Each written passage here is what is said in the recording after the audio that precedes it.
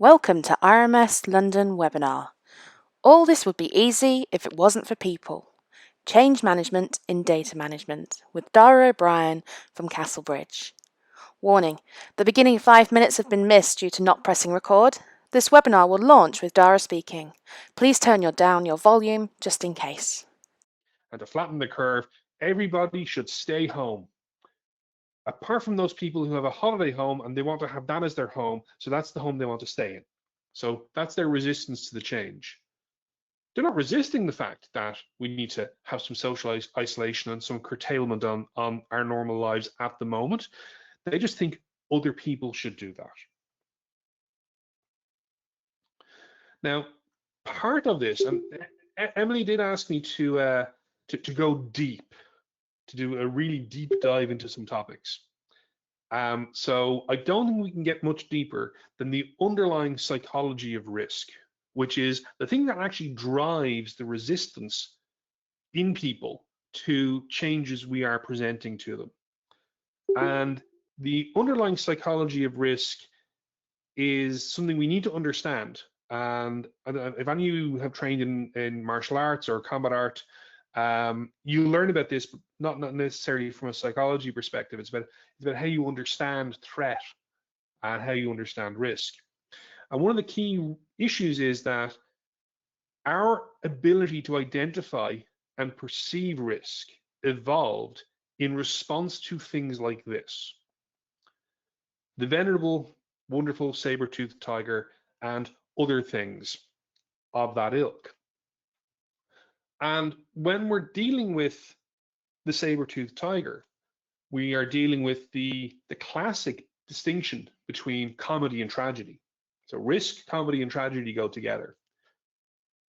Can anyone tell me what the difference between comedy and tragedy is? And this is the question that might win people a prize. What is the difference between comedy and tragedy? Do you want to pop something into the chat there? Anyone who thinks they know what the difference between comedy and tragedy is?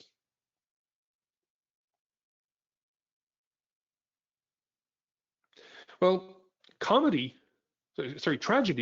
is me stubbing my toe. Comedy is you falling into a hole and breaking your leg. And that's the Mel Brooks definition of the difference in comedy and tragedy. Daragh, when you look at that, yep. In terms of comedy and tragedy, obviously there's the whole concept of Schadenfreude, the whole laughing at someone else's misery. Some people think it's funny, but it's actually tragedy. Yes, and that's tied back to how we have evolved to perceive risk. I'll get to the science of it now. Neuropsychology of risk is really, really simple. Our frontal cortex in the brain has evolved. It's one of the most recent structures in the brain, and it's the area of the brain where our complex information processing, logical reasoning, and abstract thought happens. So when we talk to people about the abstract concept of metadata, that's where that lives. When you're doing the countdown conundrum, that's the bit of your brain you're using. But deeper in the brain, we've got the older systems in the limbic system. And that's where our primitive brain, which has evolved from our original reptile ancestors, and the basic monkey and basic early mammal functions. And that's where our primitive reflexes live. That's where our environmental senses, that's when we sense things are hot or cold. That's where our adrenal system, the triggers for the endocrine system for our flight or fight response, live. And that's where the core functions of our body around breathing and heart rate live. So when you're feeling scared, when you're feeling under pressure, when you're feeling under threat, that's the bit of the brain that kicks in. In Daniel Kahneman's book, Thinking Fast and Thinking Slow, he talks about the two decision-making processes in the brain. One bit that thinks fast and reacts quickly, another bit that takes a little bit longer and might come to the same answer. And that's these two systems of the brain. So when someone is being presented with something in terms of a change in the organization, when they're being presented with something that is a risk, or they're being told something is a risk in the organization, how it sits and how it lands in the different structures of the brain affects how we process it and perceive it as individuals in the organization. So telling someone that they need to structure the metadata and tag documents in their SharePoint repository in order to improve speed of search and retrieval. Is that an old brain, monkey brain function that you're appealing to there, or is that the frontal cortex, the modern brain function? Well, it's going to be the modern brain because it's an abstract thing. And we don't necessarily understand the risk of not doing that. We don't necessarily understand the challenges in that. So from a data protection perspective, doing a DPIA, the concept of the impact on fundamental rights and freedoms to others is something we have to think about from an abstract thought perspective. But the impact on fundamental rights and freedoms of you, if it's your data, it changes your perception. If any of you have done a DPIA and actually put yourself into the shoes of the data subject and thought about the impact on other fundamental rights and freedoms, you're actually triggering a different part of the brain.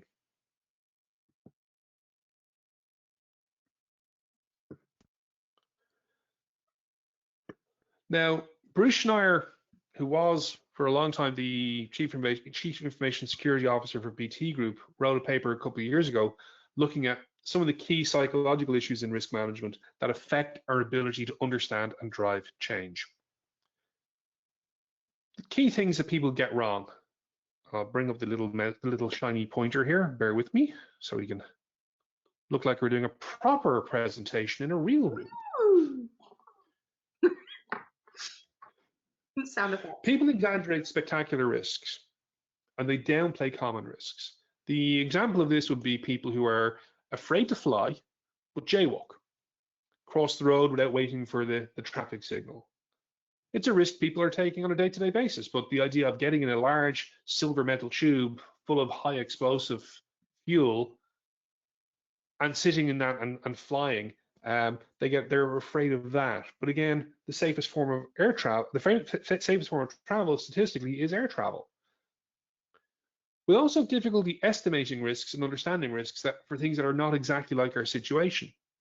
So again, when we're thinking about things from a records management or data management perspective, and we're trying to get people to understand the need to have a change in the organization around how things are being done, we're asking people to step out of what is their normal situation in many cases because they have a particular way they have done things. We're asking them to think about data and information and records in a different way in many cases. And as a result, they mightn't perceive the risk the same way we perceive the risk as information, data, or records management professionals, because we are used to these situations. The scenario there, the analogy I would draw there is the first time you drove a car. For those of you who drive, the first time you actually sat in a car and started driving, if you remember back to those horrible days of stop, start, and panic and white knuckles on the steering wheel, it was quite nerve-wracking. But now, if you drive regularly, it's part of your normal situation. And this is actually the risk, the element of the psychology risk that results in the vast majority of automobile accidents in the world happening within 5 kilometers of your home, and also on routes that you're familiar with, because your perception and awareness and alertness to risk is reduced because the situation is familiar. Also, if the risks are personified, we respond to them more than anonymous risks.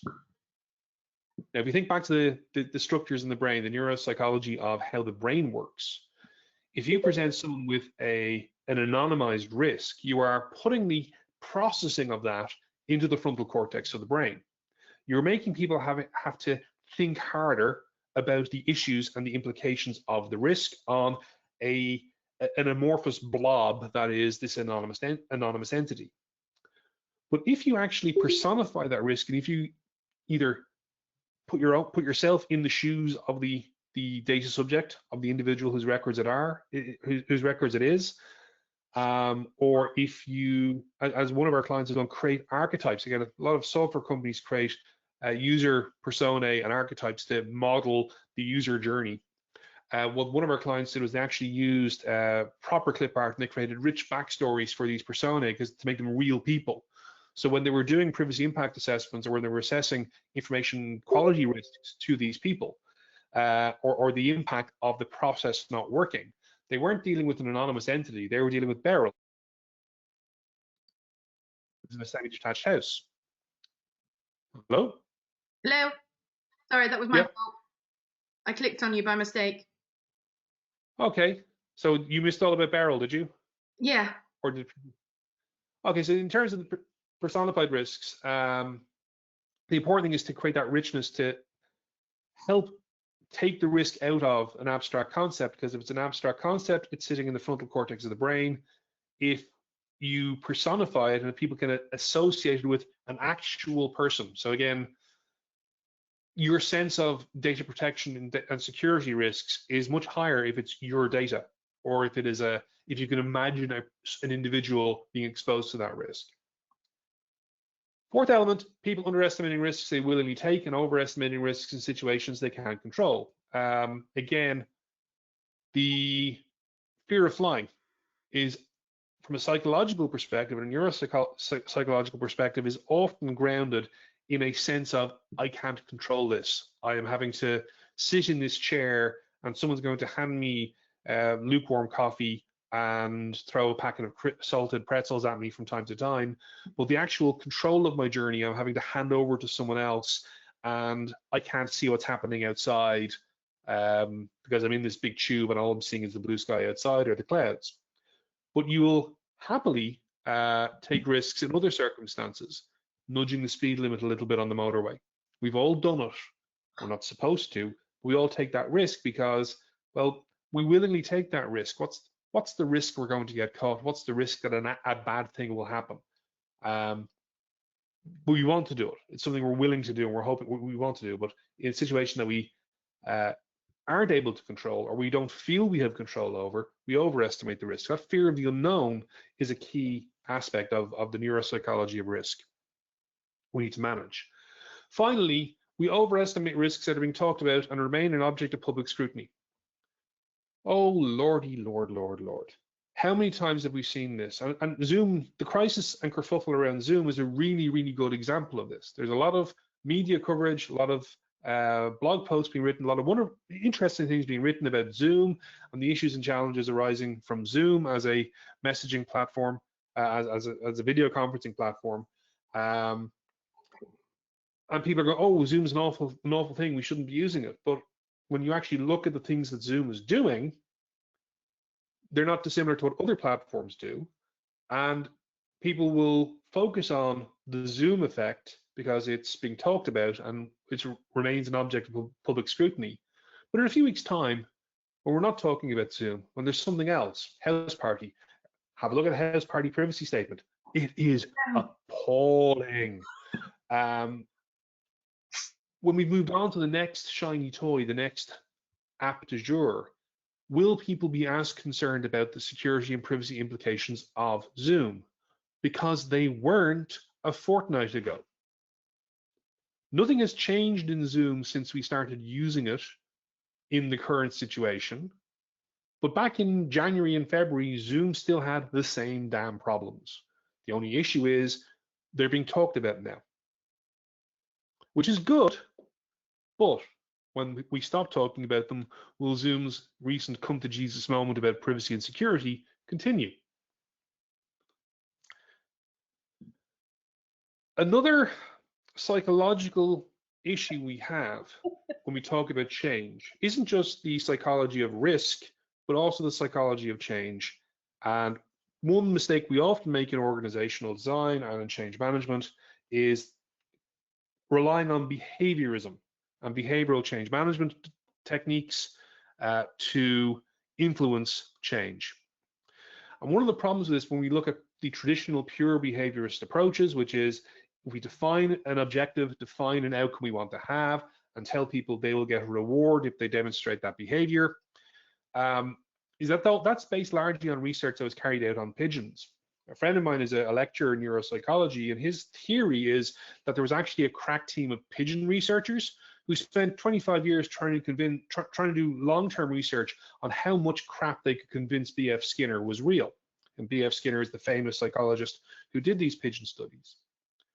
What research has shown is that rewards can actually be detrimental and counterproductive to the achievement of the objective you were trying to get, to the encouragement of the behavior you were trying to achieve.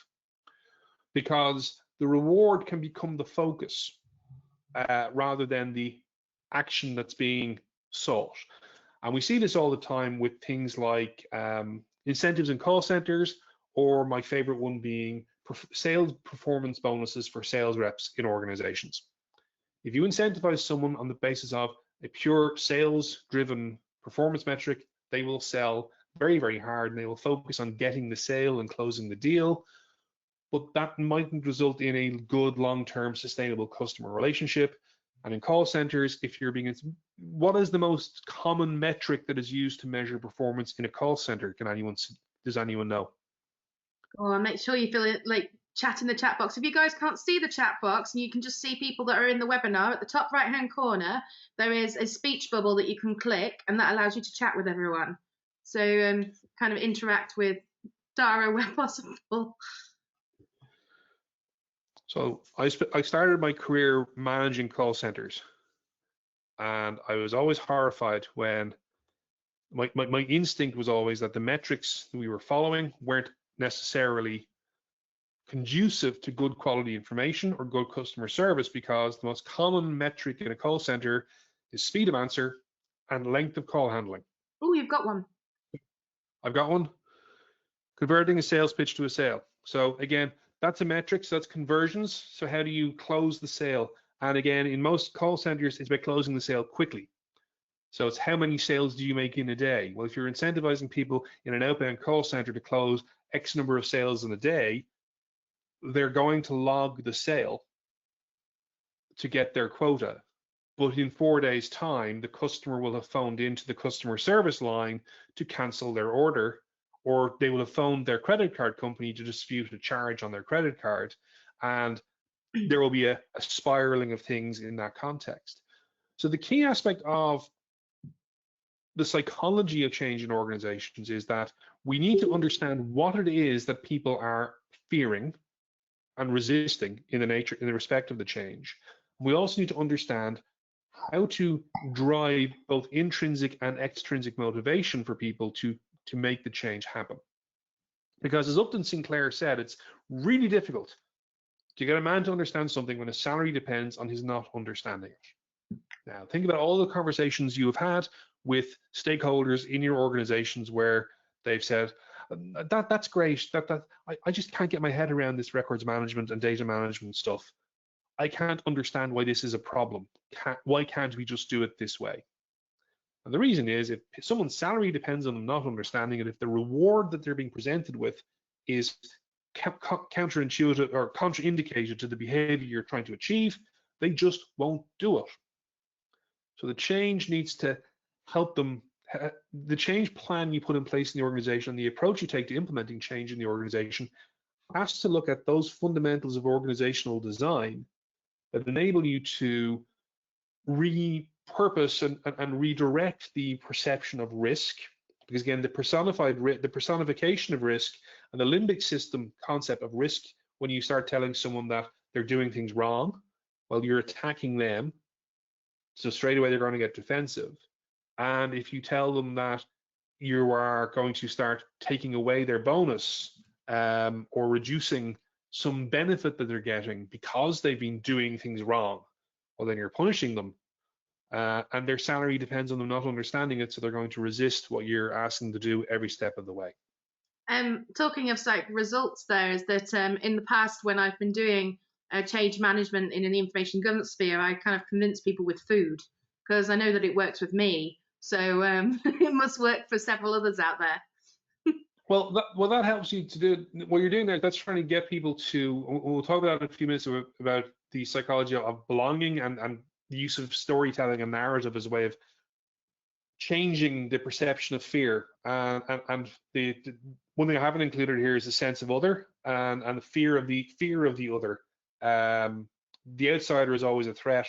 what you're trying to do is to build that sense of community, build that sense of tribe. Again, one of the most powerful tools, the two most powerful tools I had in the phone company for change management were coffee and baked goods. The third most powerful thing I had was the mobile phone number of the CEO, because I reported to him, and if people didn't like the coffee and didn't like the baked goods, I had another way of getting my way from a change perspective. Do you have also what you're fear of missing out? Yeah, go ahead, Emily. Do you also have the fear of missing out? If you make something so attractive that it then activates that, well, everyone else is doing it.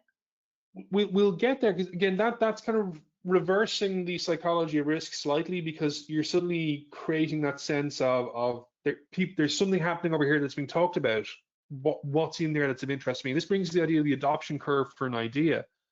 One of my favorite little trivia snippets about this is that this graph was developed in the sphere of agricultural science in relation to the adoption of crop rotation techniques in the American Midwest.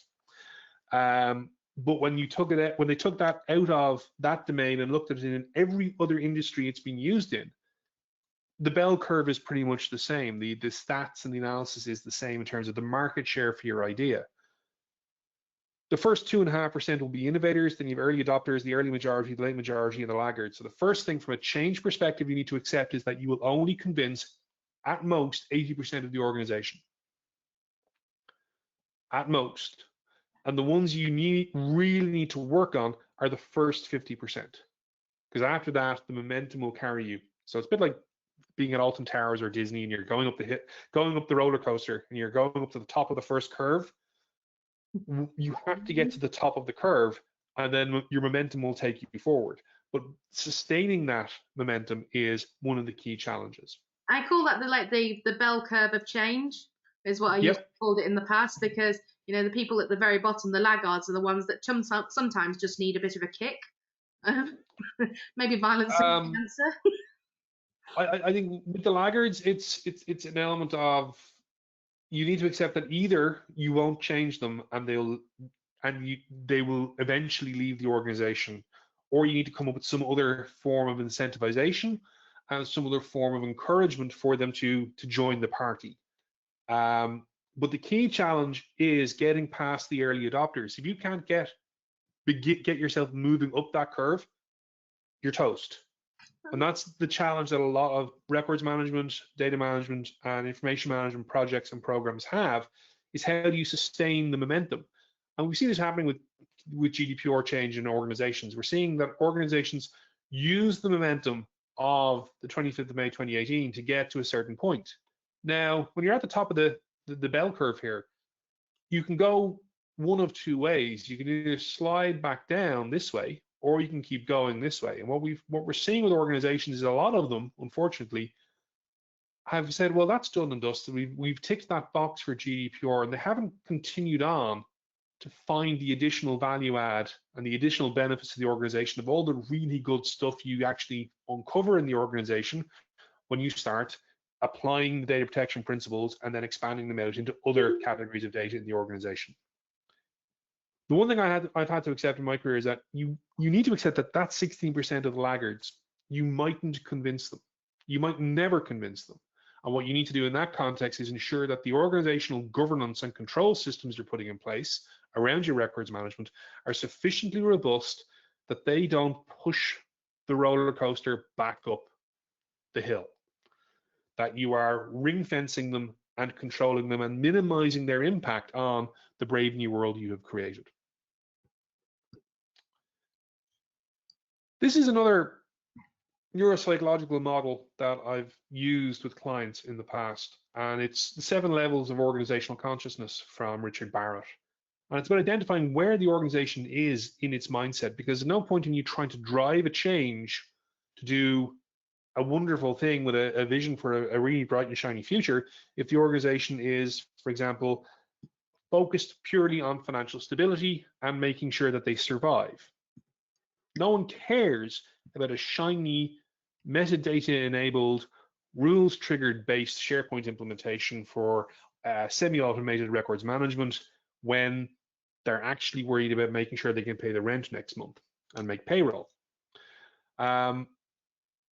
But But if you present your vision and present the objectives and the requirements of records management or data protection in the context of how it will help achieve that objective, and you can actually make that happen, you're not fighting against the thing that people are afraid of then. You are showing how your objective is aligned with meeting the overall organizational goal of survival. And as you move up the levels of consciousness, customer satisfaction, yay. Let's implement best practice. Yay, everyone wants to do best practice. Yes, we will do best practice, but we're broke. We can't do best practice. Well, how does doing this stuff help us not be broke so we can move to the point of doing best practice so we're all happy working here and everyone thinks this is a great place to work?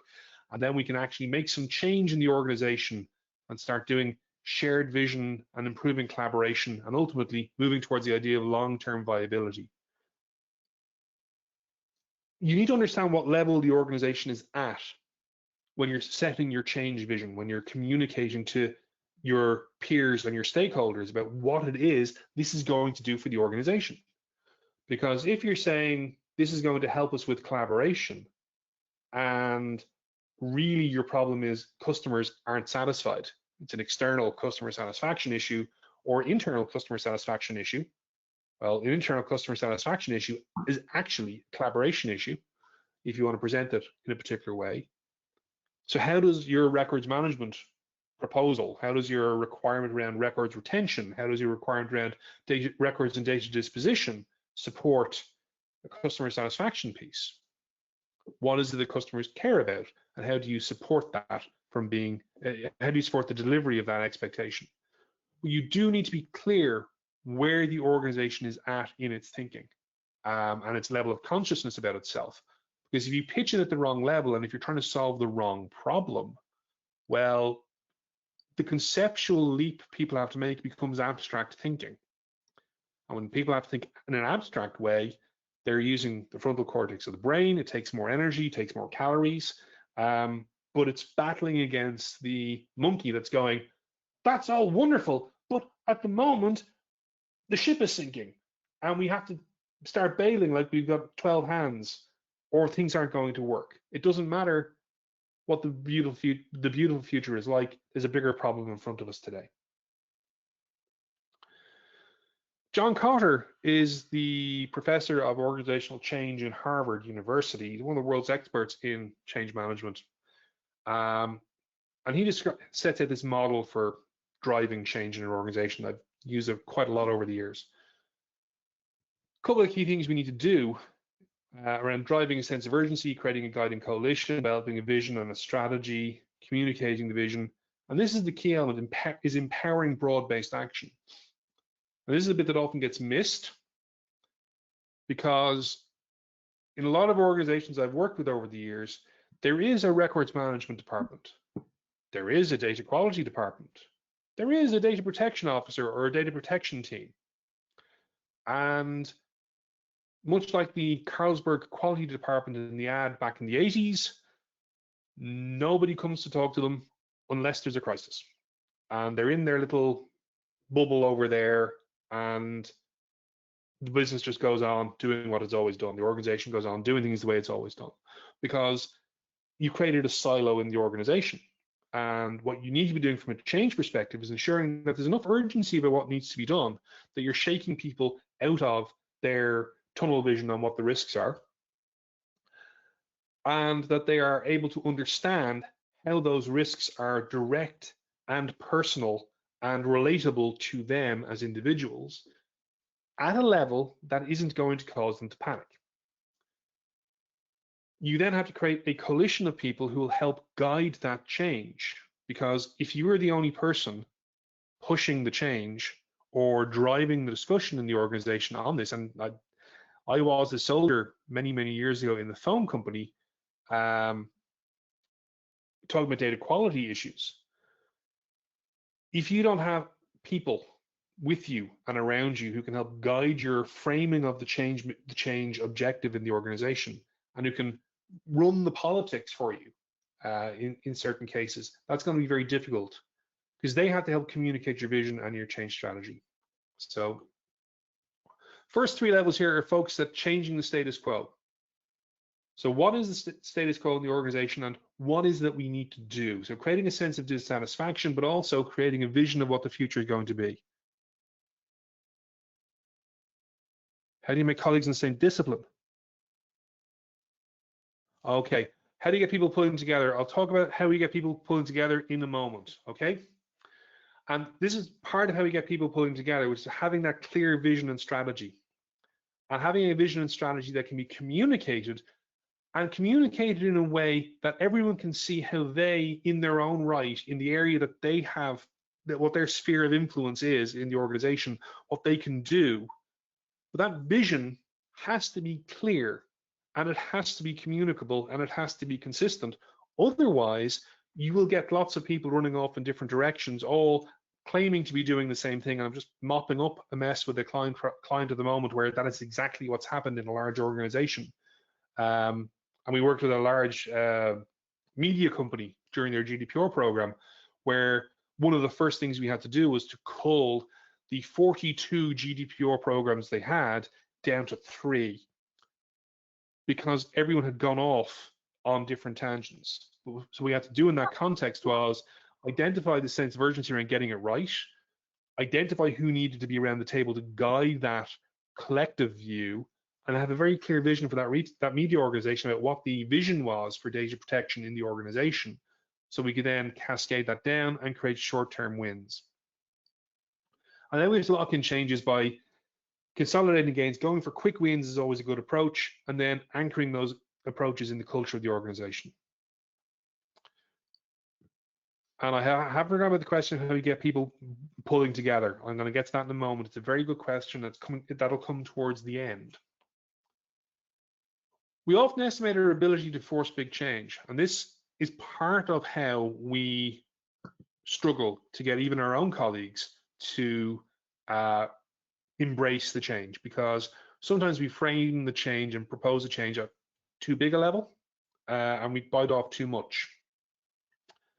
And often we have colleagues who are in a comfort zone, doing things a particular way, or they're looking at the classic story of the blind man and the elephant, where we all come out and we touch the elephant, and because we're all blind, we perceive the elephant to be different things, because the nature of the change hasn't been defined in a clear and consistent way with a shared vision. And also, when we start pushing our change as a change agent, our actions and attitudes can actually be counterproductive, and they can drive up resistance. They can force people to cling on to the status quo and the way things are in the organization if we are going about it in an abrupt or aggressive way. We worked with an airline a couple of years ago, where one of the key barriers they had was getting a subject matter expert from one of the key internal systems to provide information to the project team for a systems reorganization and a systems refresh project that they had underway. The problem was that this individual had heard they're retiring the system, which was a 40-something-year-old COBOL system that he had helped develop when he started in the airline 40-something years ago. And what he heard and what triggered his fear and his resistance was, they're not just retiring the system, they're retiring him. And the approach and pushiness of a technology-focused project team who were trying to demand information from this guy and were complaining that he just wasn't playing ball and he was the problem, that just caused this guy to dig his heels in more and more. We had to reframe that for him and unlock that. The way we did it was highlighting that they weren't replacing him or his knowledge or the data, they were just replacing the system.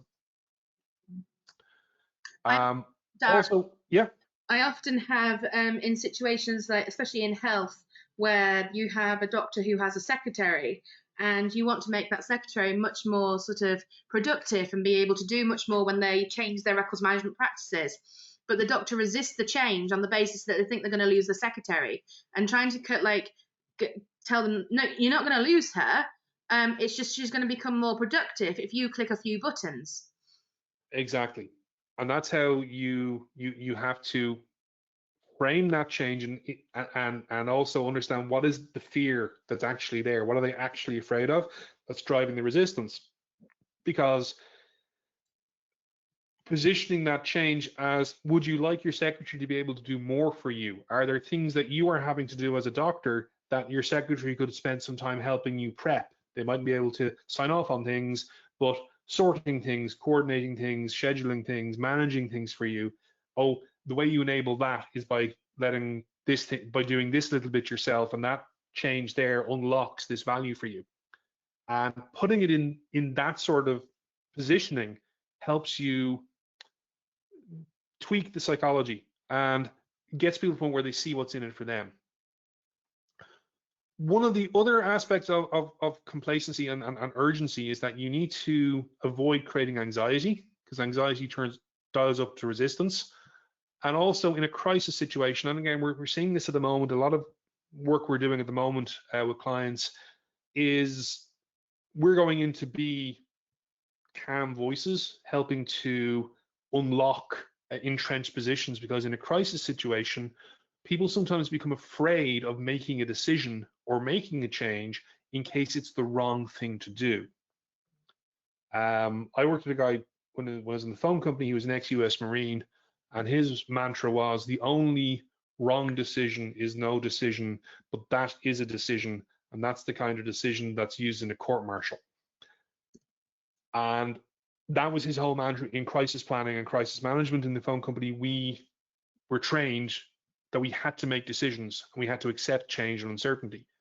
In a crisis situation, if people are afraid of that they might get blamed for making the wrong decision, they might think that making no decision or making no change is the way of dealing with it. And again, when we're dealing with our own colleagues in organizations, when we're dealing with peers in the data management or records management world, when we find entrenched positions, often it's down to, well, for example, a data disposition for records. What happens if someone sues us? Well, they sue us. What happens if we don't have the records? Well, we don't have the records. And how we overcome that resistance is an important aspect of change. That also, and then there's this problem. Retention schedules, where when you want to dispose of stuff, and people fear the fact they won't have the records when they need them. But you have to kind of like convince them, you know, if the person isn't going to come back after, say, 20 years, then you need to, you know, they're probably not going to come back at all. And so, yeah, the fear and the resistance to wanting to dispose of stuff, you know, combated with, like, you're going to have to tell them is that, you know, if they do come back, it's just going to be sod's law. Exactly, and what you have to do there is to create a sufficient dissatisfaction with the status quo to overcome that resistance. And you might point to there as well, okay, you're holding on to everything just in case these people come back. How often have they come back? Oh, by the way, you do know you have a fire hazard there because you've got all those records on paper and they're in filing cabinets and they're blocking a fire exit. How are we going to solve the problem of the blocked fire exit? Now, when you say, how are you going to solve the problem, and this is actually something we dealt with a client, how do you solve the problem of the blocked fire exit is, well, we have to move all of those records. Oh, while we're moving those records, how about we catalog them, categorize them, and identify which ones we can do without. But it's about shifting what is the actual driver for the change, and also finding something that is scarier than the unknown. And then the key problem here is what happens if we don't do any change at all and something magical happens? Well, magic doesn't happen. So the vision aspect of our change plan is really important. And going back to John Kotter, and I'll just highlight a couple of key things in this quote. What we're trying to do with our vision is to direct, align, and inspire action. So if you're trying to get your colleagues to come around to the same change, you need to get up out of the weeds of the thing that is to be done and start talking about the why of the thing that is to be done and the future state you are trying to achieve, so that people can begin to take their own actions in support of and in alignment with that vision. And as Kotter says, without an appropriate vision, a transformation effort can easily dissolve into a list of confusing, incompatible, and time-consuming projects that go in the wrong direction or nowhere at all. And that's the problem that Cecile highlights there in her comment in the chat. What if people are going off in different directions? Your vision is the anchor, and how you communicate that vision is essential. because it has to be something that's imaginable, desirable, feasible, focused, flexible, and communicable. That's a word that we're hearing a lot of these days. But the first thing in your vision, you're trying to convince your colleagues, either other fellow information management professionals or other stakeholders in the organization, they have to be able to imagine the future state that you were describing. They have to be able to see it. They have to be able to want it. So it's about understanding where's their pain point and what are they afraid of, what are the barriers, what are the challenges, what are the things they want to do that they're not able to do at the moment because of the thing you want to make go away.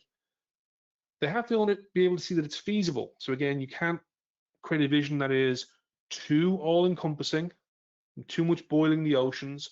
It has to be something that is easily understandable as a thing that can actually be done. And you have to keep it focused. So again, reviewing it and reviewing it and reviewing it to keep clarity on what it is you were doing, but at the same time being flexible enough that as the universe changes, as the plan, as the reality changes, your vision and your ability to deliver on it needs to be flexible as well. But the key element of this is communicable. Other people have to be able to tell other people what your vision is, because that's how you start moving from the early adopters and the early majority to the late majority and the mass market in your organization for your idea and your change. If people cannot explain the thing that you are going to be doing and the vision for it, you aren't going to succeed. If you are the only person banging on about this stuff and you are the only person who understands what it is you are saying and you're the only person who seems to want this thing, you're going to get nowhere. So you need to break your vision down into 3 levels. A 30-second elevator pitch, which is a high-level outline of the current problem, your vision for the future, and how you will get there. So dissatisfaction with the status quo, vision for what the future will be, and some tangible and identifiable first steps. And that has to be 30 seconds. Worked with a client a couple of years ago, about a decade ago, a bank during the financial crisis, and their head of information management actually sent the team on who were in the training with me up and down in the elevator in the bank to test could they explain what they did as a team. 3 minutes, the chat. This is where you get to sit down. This is where Emily's Baked Goods or cake and coffee, where you get to sit down and talk to someone, where you can expand on the vision and its value proposition. You have 3 minutes, the length of time it takes to eat a muffin. 30 minutes, your big pitch. This is where you're invited in by the senior management. This is where you're going to make your pitch for budget. That's 30 minutes. You can expound on detail on the vision and the roadmap you're going to set out to achieve it. I'd just like to say I can eat a muffin quicker than 3 minutes, just saying. Well, in that case, you have an elevator pitch muffin, not a chat muffin. But to be able to do an elevator pitch effectively, you have to have done your big pitch first. You have to have put the effort in to do that. The classic Princess Bride quote, "Let me be brief. No, that will take too long." You have to have rehearsed it so that your elevator pitch is clear and consistent. When I was in the phone company, one of the 7 CEOs I reported to over my career, very pragmatic Australian guy, and he did a walk around on a second or third day in the building, and he interviewed all of the teams in the building. And we were all told you'd have 30 seconds to convince him that your team was important to him and he should sponsor you for budget. And he met the marketing team, he met the product team, then he came and met my team in the regulatory function. And our elevator pitch was, we keep your face out of the newspaper and your arse out of court. And we need 1.5 million euros to do that. We got €750,000 worth of funding 3 days later. But that hooked him enough that I got to go and I went to have dinner with the CEO and the chairman of the board the following week to explain how my team did that work and where the barriers and gaps were. So rehearse it and be able to find a way of hooking people with the elevator pitch. Because if you can't describe your vision for change in 5 minutes or less and get a reaction that signifies both understanding and interest, you have a serious problem. So it's not just enough to rehearse the mantra to yourself. you have to be able to have people paying attention and understanding it. And part of that understanding is driven by communicating effectively. And there are three common problems with communication. We don't communicate, or we don't communicate enough, we communicate poorly, or we don't communicate far enough or broadly enough. Now, the last one is something that often you don't have control over.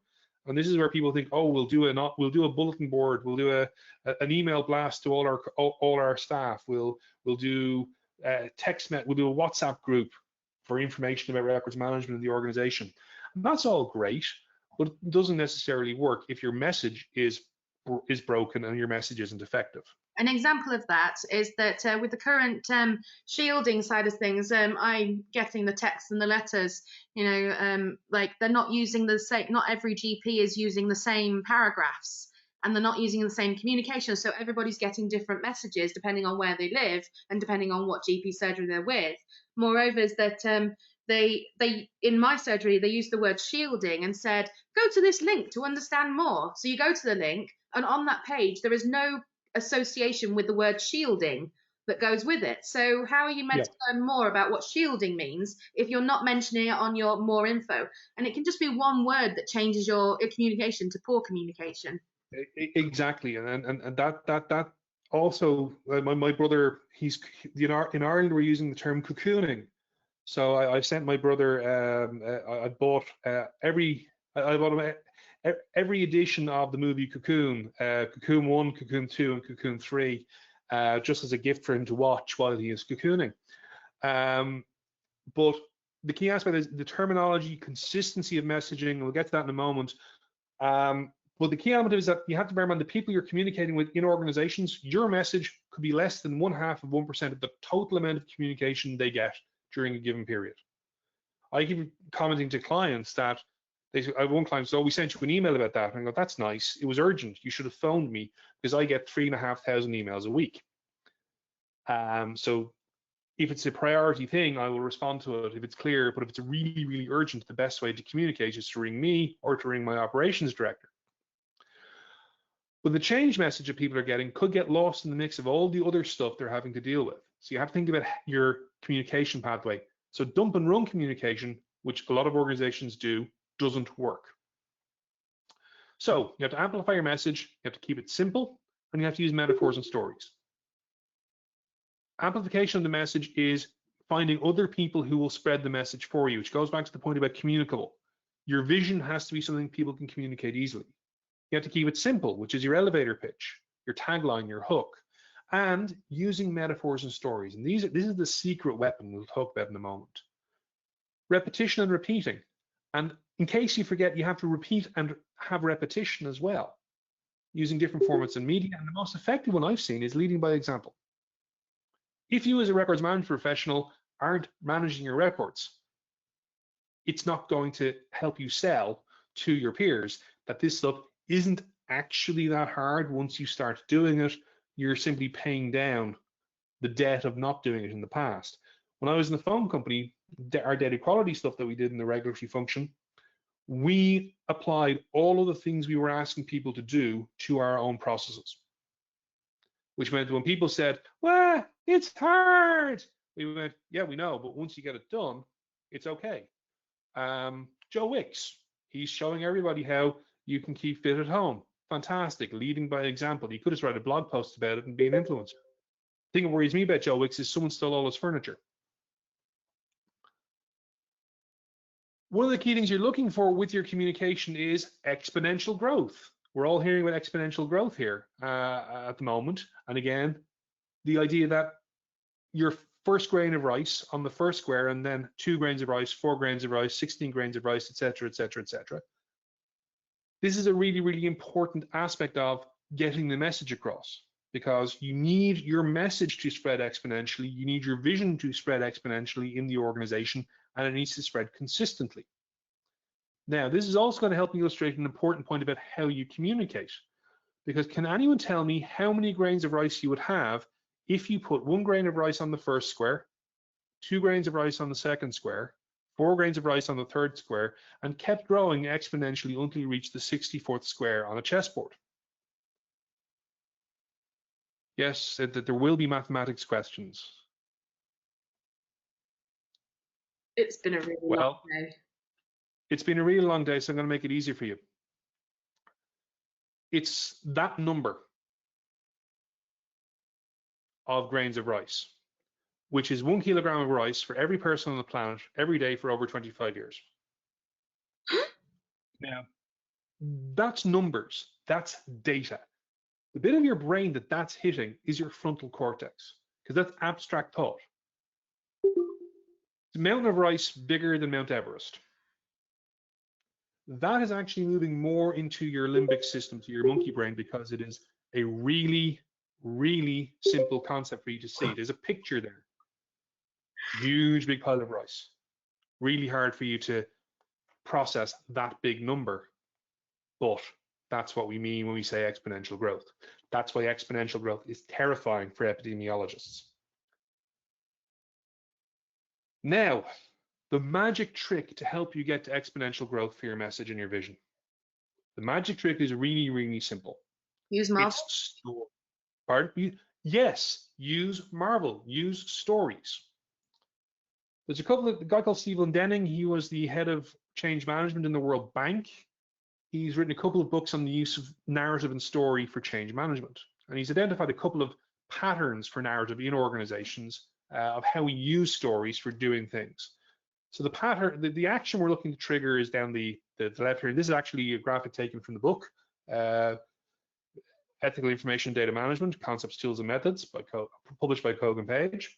But we summarized Stephen Denning's model in the book. So spark action, you're trying to get a reaction of imagine if we could do this, which means we have to describe how something worked in the past and let people imagine it working for them. So this goes back to your questions, Cecile, about how do you get people to come along with the change? Well, we need to describe how it worked in the past somewhere and let listeners work it out for themselves, how it would work for them, so that imagine if. Introducing who you are. You have to engage the audience with some drama, and then reveal some strength and vulnerability, because again, that's about how you get people to engage with you and come with you. If you don't have baked goods, a story that personalizes an aspect of your role, your history, your lineage of how you got to be where you are is important. Transmitting values, telling a familiar tale that prompts the discussion of the issues raised and value to be shared. And why don't we do this all the time? Try getting people to understand, well, why don't we make this change and do this all the time? So again, showing the benefit. Lots of things we might want to do. Sharing knowledge. One important one to remember is taming the grapevine. Killing rumors, usually with humor. This is what happens when you're doing a change initiative and people start saying, oh, they're going to lay everyone off. And the answer is, oh, no, we're only going to lay off stupid people. Stupid people share rumors. Or one organization I was involved in a few years ago, there was accusations that the board had a set of secret bylaws. So we wrote the secret bylaws and leaked them.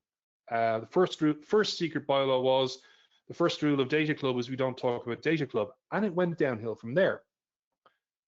But taming the grapevine is where you prune back the rumor and keep people focused on what the actual vision for the change is. And again, this is appealing to the older brain and the frontal cortex, because stories, particularly if you're building off fairy tales and familiar stories, are easily communicable. They're easy to tell because you want to break the story down.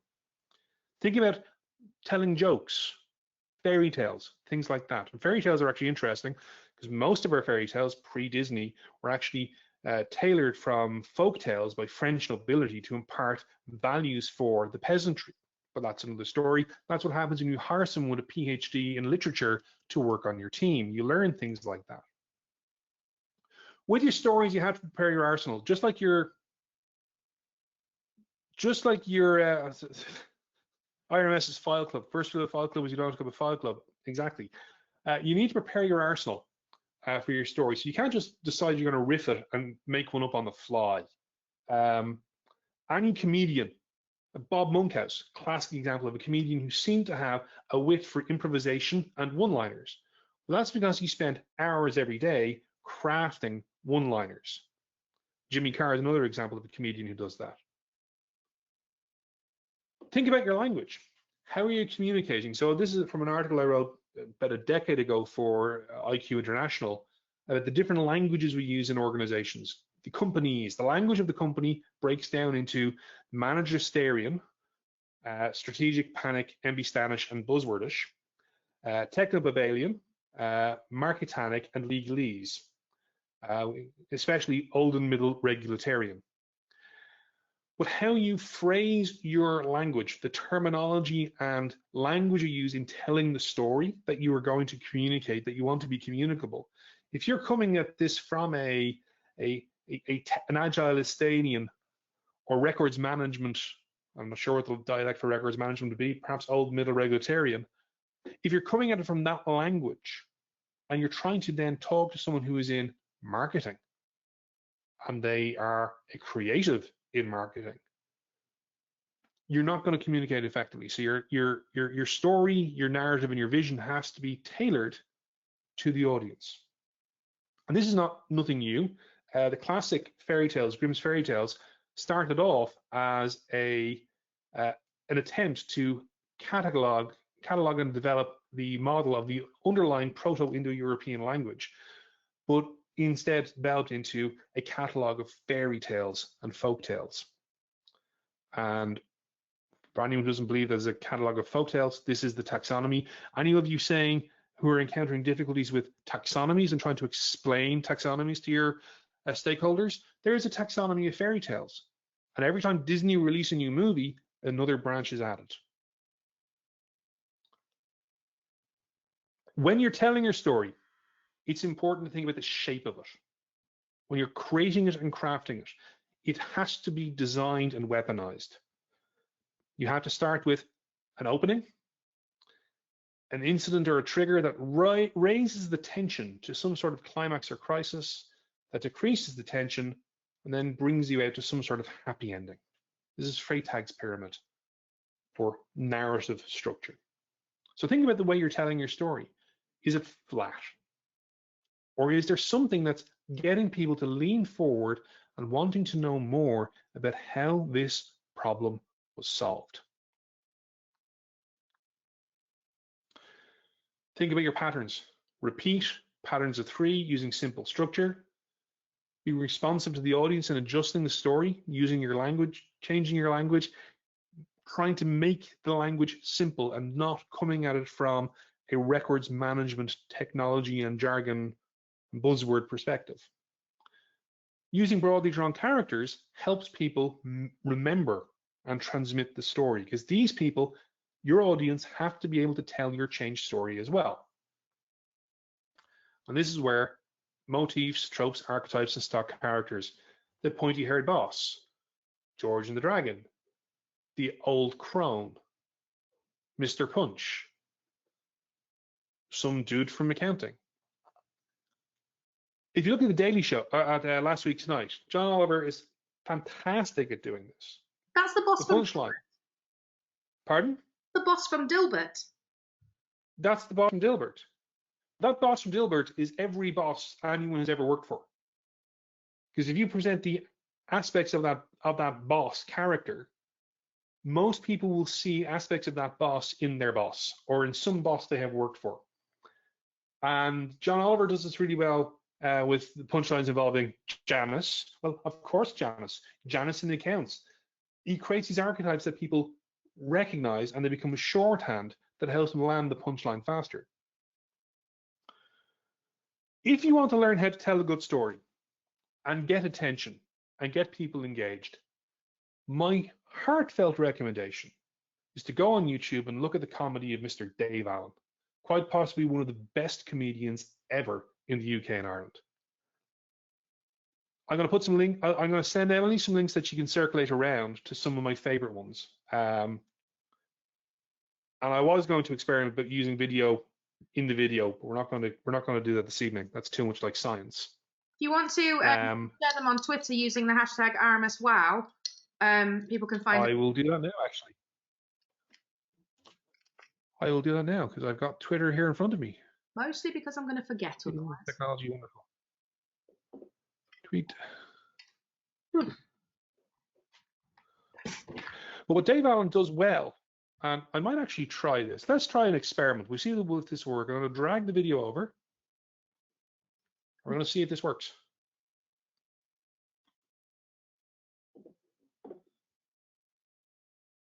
And we're going to hit play. And let's see what happens. So just listen to the structure. No, that's the wrong one. Grr. I hate when that happens on YouTube. No, that's not going to work. So what I'll do, I'll put the posts into the into the tweets. Excuse me. I had a bit of a spinnerism there. I'll put the links into a tweet and I'll send them around. What Dave Allen does quite well is he starts off slow. He brings you in. He sets up something you're familiar with. The clip that I'm linking, I have linked to there on the screen, is talking about the telephone. The telephone was invented by Alexander Graham Bell in 1872 and was entirely useless until a fortnight later when he invented the second one. Now, if you look at the narrative structure of that joke, there's an exposition, there's a lead in, and there's a hook. And there's a laugh because people are feeling, oh, hang a second, where are we going with this? And then he goes on to say that then Alexander Graham Bell invented the third one, and everything went to hell in a handbasket because the third person tried to ring the first person, but they were already on the phone to the second person. And it's a long narrative joke about communication and technology and how we are dependent on it. But the hook in the opening was slow, calm, paced, but it engages the audience. And it's worth looking at how comedians do this. Dave Allen, Daragh O'Brien is also excellent, but I'm contractually obliged to say that. And even, dare I say it, Jimmy Carr.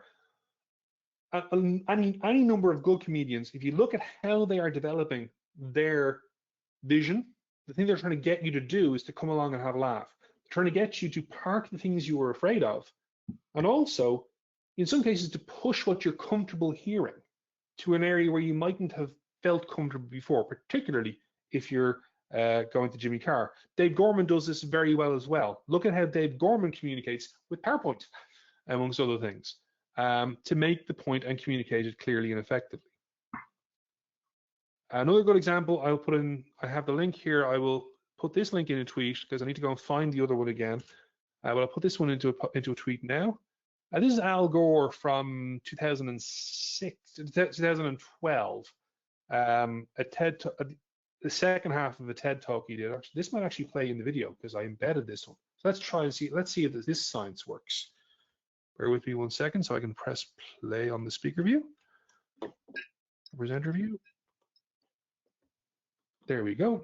This might work now. Fingers crossed. I'm going to play a few seconds of this. It'll take a second to buffer. And we'll just skip through here.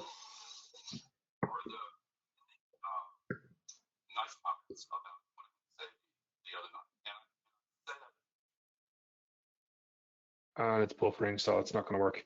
But basically, what Al Gore does in this speech is that he sets up a serious tone of how he's really grateful. Here we go.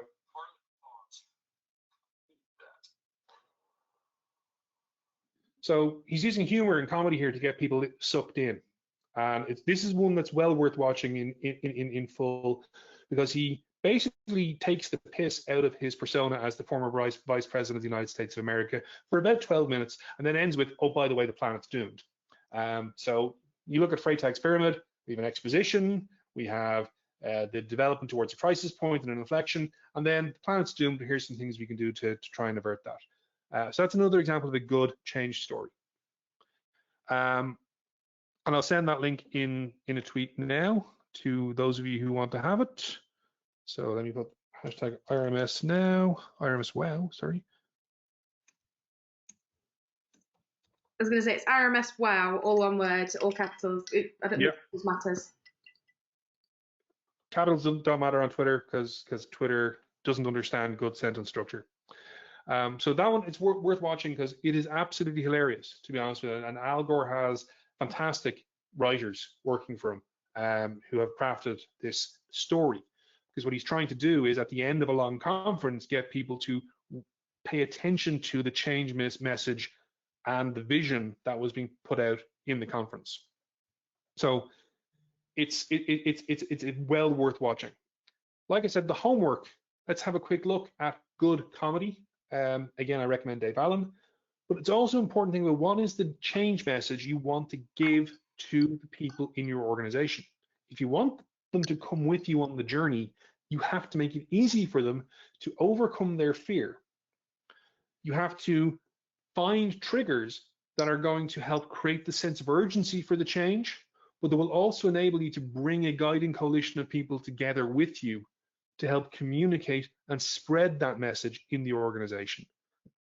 And the best way of doing that is by having something that allows you to let other people do the heavy lifting of communicating that. But if you're going to delegate out the communication to other people, it needs to be clear, it needs to be feasible, it needs to be imaginable, it needs to be focused. And you need to actively work your storytelling. You actually have to work the narrative that you're putting together around your vision so that people can repeat those stories for you.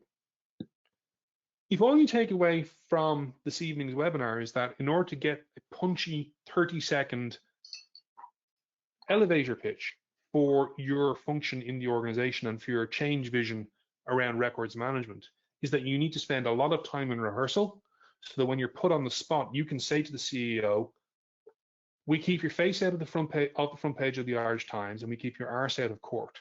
And we need 1.5 million euros to continue doing that.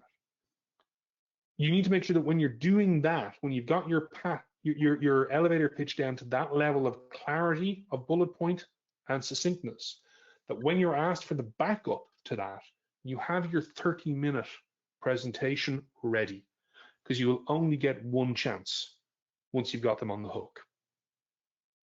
In the same way as a good comedian has one chance to make them laugh. And when you're watching Dave Allen, pay attention to the times when his punchlines don't land the way he expected them to. You'll see his face.